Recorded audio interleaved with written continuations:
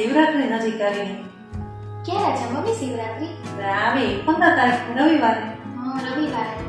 તો આ વખતે મમ્મી આપણે ફરાળમાં કંઈક અલગ આઈટમ બનાવીએ તો દર વખતે એકલા ફરાળ ખાઈને થકી ગયા.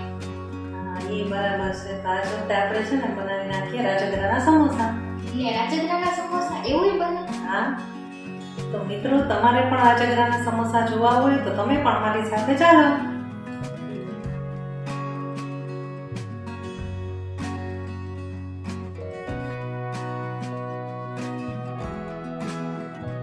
આ રાજગરાના સમોસા બનાવવા માટે જોશે 450 ગ્રામ બાફેલા બટેટા, 200 ગ્રામ રાજગરાનો લોટ, આદુ મરચાંની પેસ્ટ, લીમડાના પાન, લીંબુ, દળેલી ખાંડ, કોથમરી, ગરમ મસાલો, જોઈતા પ્રમાણમાં બધા મસાલા અને તળવા માટે તેમજ મોણ માટે તેલ. સૌ પ્રથમ આપણે બાફેલા બટેટાને મેશર વડે મેશ કરી લેશું. મિત્રો તમે જોઈ શકો છો કે આપણા બટેટાનો માવો સરસ રીતે મેશ થઈ ગયો છે. હવે આપણે ગેસ ચાલુ કરી પેનમાં વઘાર માટે જોઈતા પ્રમાણમાં તેલ નાખશું. તેલ ગરમ થાય એટલે તેમાં આપણે જીરું, લીમડાના પાન નાખી સાતળવા દેશું.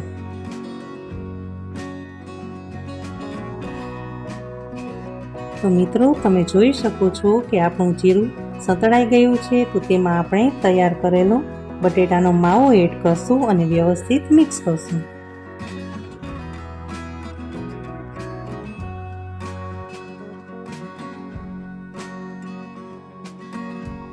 ત્યાર પછી તેમાં આપણે સ્વાદ અનુસાર સિંધાલુણ મીઠું, 1 ચમચી હળદર, 1 ચમચી ધાણા જીરું પાવડર, 1 ચમચી લાલ મરચું પાવડર, આદુ મરચાંની પેસ્ટ, 1 ચમચી ગરમ મસાલો, 1.5 ચમચી દળેલી ખાંડ, લીંબુનો રસ અને કોથમરી નાખીને વ્યવસ્થિત મિક્સ કરી લેશું.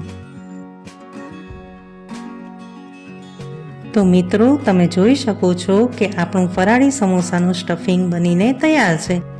ત્યાર પછી એક બાઉલમાં આપણે 200 ગ્રામ રાજગરાનો લોટ લેશું અને તેમાં સ્વાદ અનુસાર સિંધાલુણ નમક અને જોઈતા પ્રમાણમાં તેલનું મોણ નાખીને મિક્સ કરી લેશું. ત્યાર પછી જોઈતા પ્રમાણમાં પાણી નાખી બહુ ઢીલો પણ નહીં અને બહુ કઠણ પણ નહીં એવો મીડિયમ લોટ બાંધી લેશું.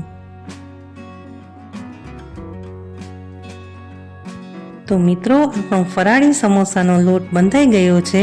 હવે થોડું તેલ લઈ લોટને થોડો કૂણવી લેશું. આપણો લોટ બંધાઈ ગયો છે. મિત્રો આપણે આ લોટને રેસ્ટ નથી આપવાનો. આ લોટને જો આપણે રેસ્ટ આપશું તો આ લોટ ઢીલો થઈ જશે અને વણતી વખતે કિનારીએથી ફાટી જશે. હવે એક બાઉલમાં થોડો રાજગરાનો લોટ લઈ તેમાં થોડું પાણી નાખી તેની સ્લરી બનાવી લેશું. આ સ્લરી આપણે રિબનની જેમ બાઉલમાં પડે તેટલી ઘાટી રાખવી.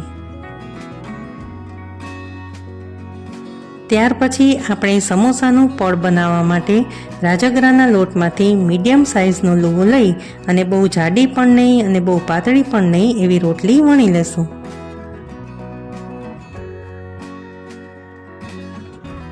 હવે આ રોટલીમાંથી છરી વડે વચ્ચેથી કટ કરી લેશું. હવે એક સાઈડથી વાળી ને ઉપર સ્લરી લગાડી અને બીજી સાઈડથી વાળીને હાથમાં કોન જેવો શેપ આપી દેશું. હવે તેમાં 1.5 ચમચી જેવું સ્ટફિંગ ભરી લેશું. આ સ્ટફિંગ ભર્યા બાદ ઉપરની કિનારીએ સ્લરી લગાડી ને પેક કરીને સમોસાનો શેપ આપી દેશું.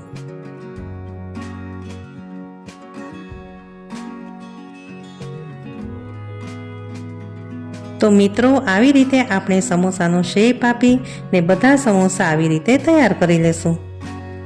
તો મિત્રો આપણા બધા સમોસા વળાઈ ગયા છે. આપણે સમોસા વાળ્યા ત્યાં સુધીમાં આપણું તેલ પણ ગરમ થઈ ગયું છે. તો હાઈ ફ્લેમ ઉપર બધા સમોસા તળી લેશું. હવે એક સાઈડ સમોસા ગોલ્ડન બ્રાઉન કલરના થઈ જાય એટલે બીજી સાઈડ પલટાવીને પણ તળી લેશું. તો મિત્રો તમે જોઈ શકો છો કે આપણા સમોસા ગોલ્ડન બ્રાઉન કલરના થઈ ગયા છે. તો તેને એક ડીશમાં કાઢી લેશું.